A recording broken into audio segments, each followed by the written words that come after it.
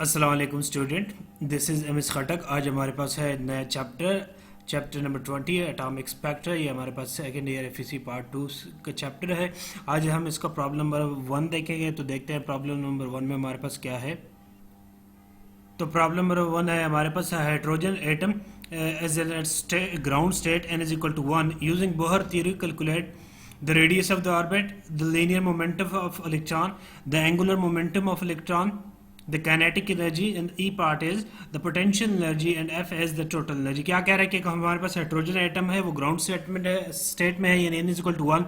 तो Bohr theory का हमने यूज़ करके हमने क्या फाइंड करना, मुख्तलिफ पार्ट्स हमने फाइंड करने हैं, रेडियस फाइंड करना है, लीनियर मोमेंटम फाइंड करना है, angular momentum, kinetic energy, potential energy और टोटल एनर्जी ऑफ इलेक्ट्रॉन की हमने फाइंड करते हैं। तो देखते हैं कैसे फाइंड करते हैं। तो ये हमारे पास प्रॉब्लम थोड़ा लेंथी है क्योंकि इसके 3-4 पार्ट है, ए तक पार्ट्स हैं। तो 1 बाय 1 हम करेंगे सारे पार्ट्स। तो देखते हैं हमारे पास पहला पार्ट्स डेटा लिखते हैं। ग्राउंड स्टेट हमारे पास hydrogen atom n is equal to 1 given है। पहला पार्ट हम देखते हैं रेडियस ऑफ ऑर्बिट, उस इलेक्ट्रॉन के ऑर्बिट का हमने रेडियस फाइंड करना है, r इज इक्वल टू 1। तो according to Bohr theory of hydrogen atom, Bohr theory of hydrogen atom के मुताबिक हमारे पास जो r होता है, रेडियस होता है, जर्नल हमारे पास जो फार्मूला है वो हमारे पास है r n is equal to n square h square और 4 pi square m k e square. ठीक है, तो ये बोहर थ्योरी के मुताबिक हमारे पास हाइड्रोजन एटम का रेडियस है, जनरल रेडियस आर एन है। तो अब क्योंकि हमारे पास ग्राउंड स्टेट है, एन इज इक्वल टू 1 है, एच हमारे पास Planck constant 6.63 exponential minus 34 joule second k हमारे पास कांस्टेंट है, परमेबिलिटी कांस्टेंट है, ये कांस्टेंट जिसको हम जनरल कहते हैं 9 एक्सपोनेंशियल 9 न्यूटन मीटर स्क्वायर पर केजी स्क्वायर। ई हमारे पास चार्ज एन इलेक्ट्रॉन है 1.6 एक्सपोनेंशियल माइनस 19 कूलम। एम हमारे पास मेस ऑफ इलेक्ट्रॉन है, और यहाँ इलेक्ट्रॉन की बात हो रही है तो mass of electron 9.1 exponential minus 31 kg. So अब ये सारी वैल्यू हमने इस फार्मूले में पुट करनी है तो हमारे पास आंसर आ जाएगा। तो देखते हैं R1 is equal to 1 square, N की वैल्यू 1, एच की वैल्यू हमारे पास एच स्क्वायर है, तो हमारे पास क्या है 6.63 एक्सपोनेंशियल माइनस 34 का स्क्वायर डिवाइड बाय हमारे पास क्या है 4, और पाई की वैल्यू 3.14 स्क्वायर प्लस हमारे पास एम है 9.1 एक्सपोनेंशियल 31 मल्टीप्लाई के की वैल्यू 9 एक्सपोनेंशियल 9 और हमारे पास ई का स्क्वायर है 1.6 एक्सपोनेंशियल माइनस 19 स्क्वायर। सिंप्लीफाई करेंगे ऊपर तो हमारे पास 4.396 एक्सपोनेंशियल माइनस 67 और नीचे हमारे पास 8.268 एक्सपोनेंशियल माइनस 27 आ जाएगा। अब इसको हम डिवाइड करेंगे, इसे आपस में सिंप्लीफाई करेंगे तो R1 की वैल्यू जो है वो हमारे पास 5.316 एक्सपोनेंशियल माइनस 11, या हमारे पास R1 की जो वैल्यू है वो क्या आ जाएगी 0.53 एक्सपोनेंशियल माइनस 10। तो ये हमारे पास हाइड्रोजन एटम ग्राउंड स्टेट का इलेक्ट्रॉन का हमारे पास क्या आ जाएगा, रेडियस आ जाएगा। अब नेक्स्ट हमारे पास पार्ट 2 देखते हैं। बी पार्ट इसका हमारे पास है लीनियर मोमेंटम ऑफ इलेक्ट्रॉन। अब लीनियर मोमेंटम के लिए हमने क्या फार्मूला यूज करना है, फार्मूला अब हम जानते हैं कि P N is equal to M we N. P जैसे जनरल हमारे पास फार्मूला क्या होता है लीनियर मोमेंटम का, P is equal to M V होता है ना। तो पी एन हम क्योंकि नंबर के लिहाज से डील कर रहे हैं, ground state first second third इस तरह, तो क्योंकि ग्राउंड स्टेट गिवन है तो उसके लिहाज से हम फिर जनरल फार्मूला लिखेंगे P N is equal to M we N. हम तो यहाँ से हम वी एन की वैल्यू अब हम जानते हैं, वी एन की जो हमारे पास फार्मूले की वैल्यू है वी एन वेलोसिटी की जनरल वैल्यू जो है वो 2 pi k E square divide by N h. अब यहाँ वी एन की जगह हम ये वाली वैल्यू पुट कर देंगे तो हमारे पास p N is equal to 2 pi k E square, ये हमारे पास फार्मूले का, और ये एम हमारे पास ये वाला formula divide by N H ये हमारे पास आ जाएगा। ठीक है, for N is equal to 1, N ground state 1 given है हमारे पास, P1 is equal to 2 multiply 3.14 pi की value multiply 9.1 exponential minus 31, M की वैल्यू के की वैल्यू 9 एक्सपोनेंशियल 9 और ई स्क्वायर हमारे पास क्या आ जाएगा 1.6 एक्सपोनेंशियल माइनस 19 होल स्क्वायर हमारे पास, और डिवाइड हमारे पास एन एच से है 6.63 एक्सपोनेंशियल माइनस 34। सिंप्लीफाई करेंगे तो हमारे पास 1.32 exponential minus 75 divide by 6.63 exponential minus 34। इसको सिंप्लीफाई करेंगे तो पी वन की वैल्यू हमारे पास 1.985 एक्सपोनेंशियल माइनस 24 केजी मीटर पर सेकंड। ये हमारे पास लीनियर मोमेंटम आ जाएगा उस इलेक्ट्रॉन का जो कि ग्राउंड स्टेट हाइड्रोजन एटम के ग्राउंड स्टेट में है। अब नेक्स्ट हमारे पास जो सी पार्ट है वो एंगुलर मोमेंटम ऑफ इलेक्ट्रॉन। अब एंगुलर मोमेंटम का हमारे पास जो फार्मूला होता है L is equal to N H और 2 पाई होता है, मगर हमारे पास यहाँ जो एल की वैल्यू है वो हमारे पास क्या है, जनरल फार्मूला हमारे पास एम वी एन और N is equal to N H over 2 pi, यानी एल की जो वैल्यू है वो हमारे पास एम वी एन और एन आ गई है।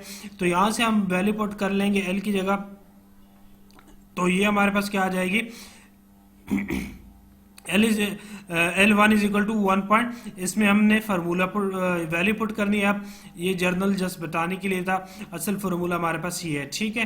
तो इसकी जगह हमने L पुट कर लिया, L is equal to NH और 2 पाई आ गया।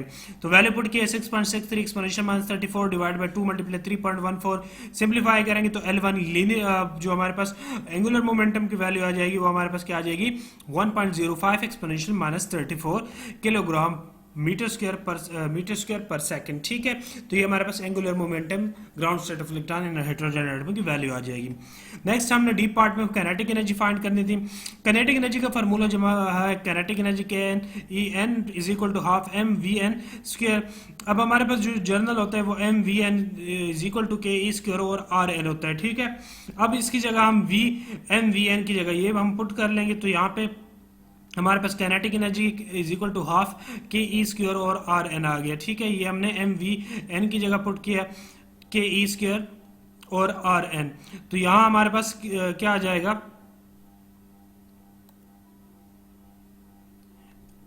तो यहां से हमारे पास ये फार्मूला में वैल्यू आ जाएगी, वैल्यू पुट कर लेंगे हमारे पास।